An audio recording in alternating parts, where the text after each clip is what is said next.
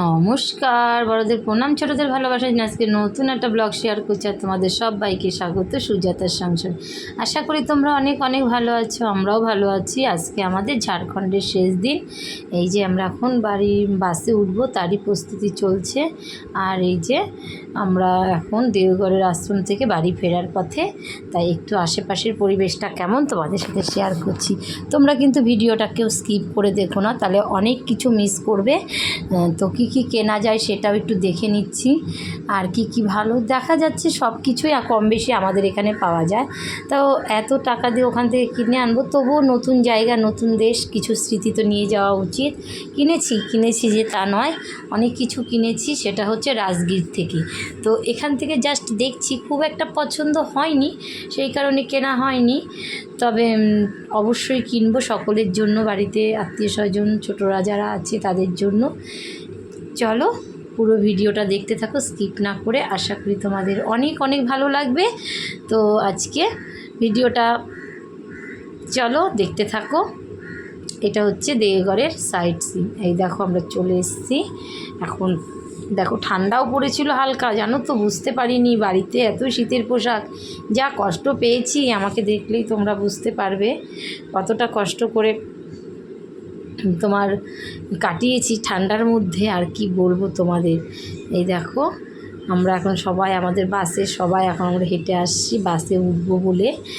তো যথারীতি এখন বাস আমাদের রাতেই ছাড়বে, তারপরে সারা রাত হয়তো বাসে থাকবো। থেকে আমরা খুব ভোরবেলা পৌঁছাবো হচ্ছে বিহারের উদ্দেশ্যে। বিহারে কী কী দেখবো বলো তো? নালন্দা দেখব, তারপর নালন্দাতে অনেক কিছু দেখার আছে, আরও বিহারের বিভিন্ন জায়গা আছে, সেগুলো দেখব, সেগুলো তোমাদের সাথে শেয়ার করব। এই দেখো আমরা সারা রাত বাসে থেকে চলে এলাম বিহারের উদ্দেশ্যে। পানিপুরি না পাওয়ারপুরি একটা জায়গা আছে, সেই জায়গাটা আমাদের বাস এন্ট্রি নিয়েছে।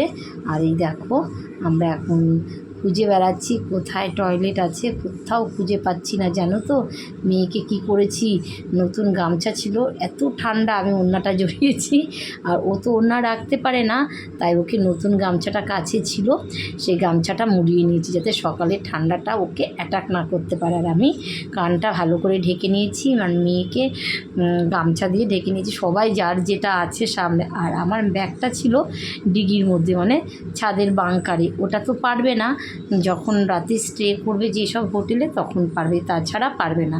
তা হালকা পাতলা জিনিস সামনে নিয়ে বসেছিলাম। তো এখন যাচ্ছি কোথায় বাথরুম আছে সেই উদ্দেশ্যে। বাথরুমে গিয়ে যা মজা হয়েছে কি বলবো তোমাদের সাথে, অন্য ভিডিওতে শেয়ার করব। তো এখানে বাথরুমে যাচ্ছি, সবাই খুঁজছে কোথায় পরিষ্কার পায়খানা বাথরুম আছে, টাকা নিক সেটা কোনো ফ্যাক্টর নয়। তো দেখো সবাই আমাদের বাস থেকে নেমে পড়েছে। ওই যে আমার জেঠুর ছেলে, তারপরে বৌদি, সবাই আছে, কিছু লোক চলেও গেছে। তো দেখো এই আমরা ওখান থেকে আসার পথে এই মন্দিরটাতে যাব। এত সুন্দর, এত সুন্দর, অনেকটা জায়গা জুড়ে এই যে জলাশয়ের দুধার দিয়ে, চারিধার দিয়ে রাস্তা, হ্যাঁ, পুরো ঘেরা। বিকেলের পরিবেশ তো অনেক সুন্দর, রাতের পরিবেশ আরও সুন্দর। আমরা যেহেতু খুব সকালের দিকে ছিলাম, যথাসম্ভব 8টা-9টা দিকে ছিলাম, তো যেমন হয় সকালে ভোরের পরিবেশটা আরও সুন্দর। আমরা যখন গাড়িটা আমাদের থামলো তখন 6টা, 6:30 বাজে। তো দেখো এখন আমরা আরও একটা মন্দিরে দেখতে চলে এসেছি। আমরা এখনও খাওয়া দাওয়া করিনি, হালকা কিছু খেয়েছি, বিস্কুট ছিল, চাটা তো খাবো না, সব সময় বাইরে উল্টোপাল্টা জিনিস খাওয়া ঠিক নয়, যারা পারে সহ্য করতে তারা খাক। তারপরে দেখো আরও একটা মন্দিরের উদ্দেশ্যে এসেছি। এখানে সব গৌতম বুদ্ধ, ঝাড়খণ্ডের সব মহাবীর দেখেছি, আর এখানে গৌতম বুদ্ধ, বুঝেছো?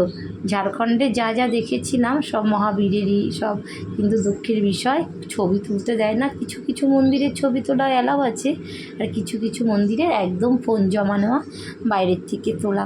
তো দেখো এখানে একটা মহাবীরের মন্দির, এখানে এসেছি। তো চলো দেখতে থাকো, কি সুন্দর ফুল বাগান।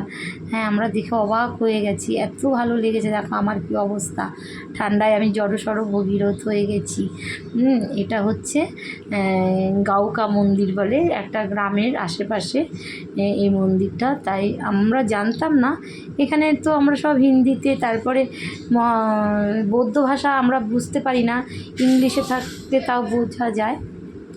তো দেখো মন্দিরটা কি সুন্দর ভিউটা, আর দূরের থেকে যা তুলেছি, ভিতরে তো তুলতে দেয়ই না। তো খুব ভালো লেগেছে, তাও এই মন্দিরটার ভেতরে তুলতে দেয়। আর কি সুন্দর ডালিয়া, আর আমাদের এইখানে ওই ডালিয়াগুলো নষ্ট হয়ে যাচ্ছে, আর এখানে এখনও রয়েছে, যেহেতু ঠান্ডা ঠান্ডা ভাব আছে সেই জন্য ডালিয়াগুলো রয়েছে। তোমরা কিন্তু যারা দেখছো কেউ কিন্তু স্কিপ করো না। এই দেখো আমার কি পরিস্থিতি, ঠান্ডায় আমি কেমন হয়ে গেছি, তার জন্য ওড়নাটা জড়িয়ে নিয়েছি। যেহেতু ওয়েদারটা একটু চেঞ্জ হয়েছিল সেই কারণে ঠান্ডা। আর আশেপাশের পরিবেশটাও না খুব শান্ত, ভীষণ সুন্দর, কিন্তু এত ভালো লেগেছে তাই তোমাদের সাথে না শেয়ার করে পারলাম না। তো দেখো অনেক গোলাপ গাছ, তারপরে ডালিম গাছ। ওই দেখো মন্দিরটা, এটা মহাবীরেরই একটা মন্দির। তো চলো ভেতরে যতটা পারি শেয়ার করি, আর না পারলে বাইরের থেকে দেখেই তোমরা তৃপ্তি অনুভব করো। তো কী সুন্দর না বলো, হেব্বি সুন্দর, আমার কাছে তো খুব ভালো লেগেছে। আশা করি তোমাদেরও ভালো লাগবে। তারপরে আরও একটা মন্দির শেয়ার করব। দেখো মন্দিরটার ভেতরে এবার আমরা যাচ্ছি আস্তে আস্তে। সকলেই আছে আমাদের বাসে, সবাই আসবে, আমরা যেখানে যেখানে যাব ওরাও সেখানে এদিকে ওখান থেকে এসে খাওয়া দাওয়ার ব্যবস্থা হবে। এখানে হালকা টিফিন দেবে, মেন খাওয়া দাওয়া অন্য জায়গায়। দেখো কত ডালিম হয়েছে, কি সুন্দর হয়ে রয়েছে জানো দূরে। এই দেখো ডালিমগুলোর কালার কি সুন্দর, ছোট্ট একটা গাছে পেকেও রয়েছে, একটা ডালিম ফেটে রয়েছে। এটা হচ্ছে তোমার বিহারে চলে এসেছি আমরা, বিহারেরই আরেকটা জায়গা।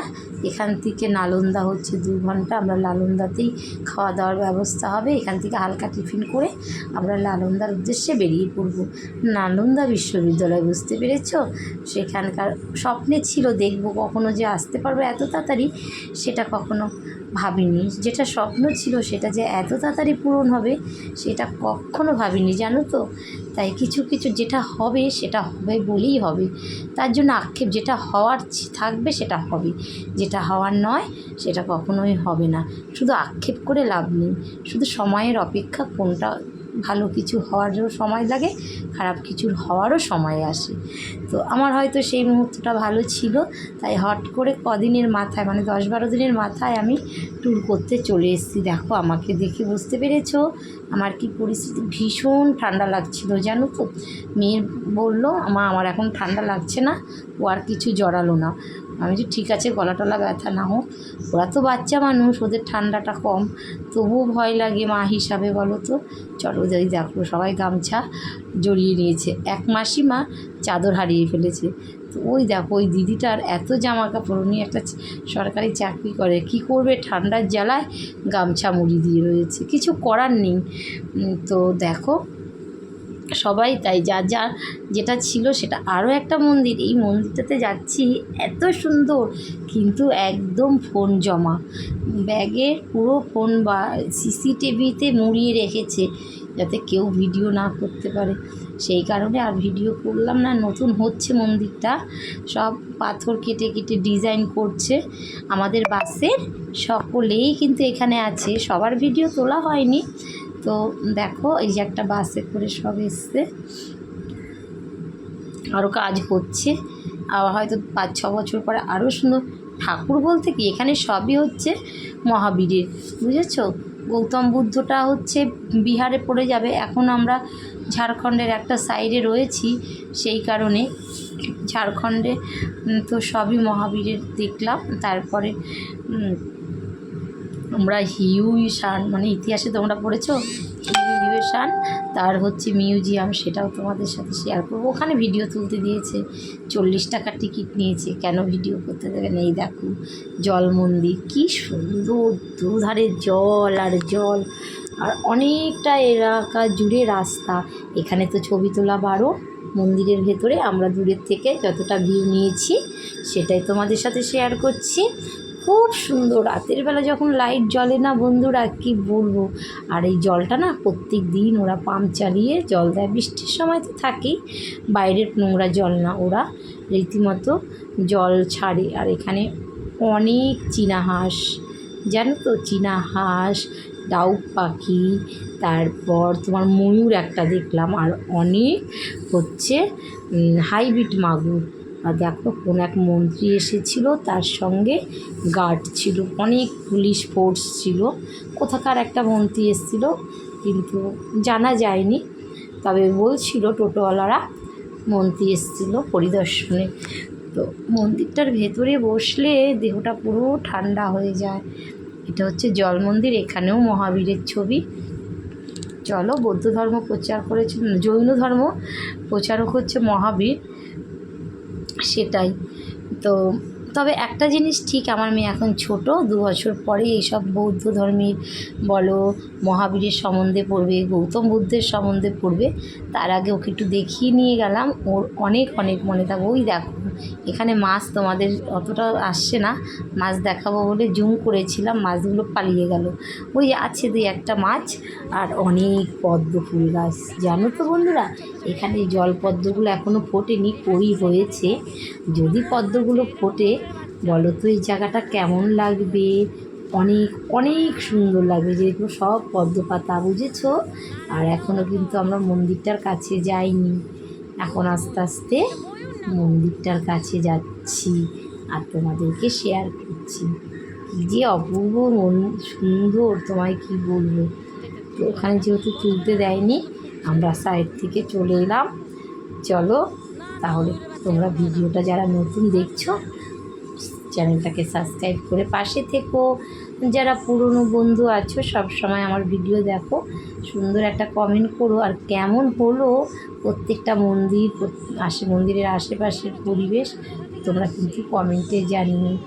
আমার সঙ্গে তোমরাও দেখে নাও, আরও অনেক অনেক জায়গা শেয়ার করব, শুধু সঙ্গে থেকো আর আমার সঙ্গে তোমরা ঘুরে নাও, আমার চোখ দিয়ে তোমরাও দেখে নাও তোমাদের মন দিয়ে। তারপরে দেখো এই যে জল মন্দিরের থেকে আমরা বেরিয়ে আসছি, এটা মেন গেট। মন্দিরের তো ছবি তুলতে বারণ, অনেক দূর থেকে তোলা যাবে কিন্তু সামনে তোলা যাবে না, সেই কারণে এটা আরেকটা মন্দির। দেখো প্রত্যেকটা বড় বড় মন্দিরের ছবি তোলা বারণ। এই দেখো এই মন্দিরটা তো বাইরের থেকে রাস্তার থেকে তুলেছি, ভেতরটা কী যে সুন্দর কি বলবো, সব নিখুঁত পাথরের কাজ, এত অপূর্ব।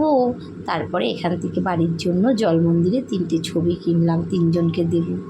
দেখো 20 টাকা না 40 টাকা করে চাইছে, কিছুতেই কমাবে না, তো তবুও নিলাম।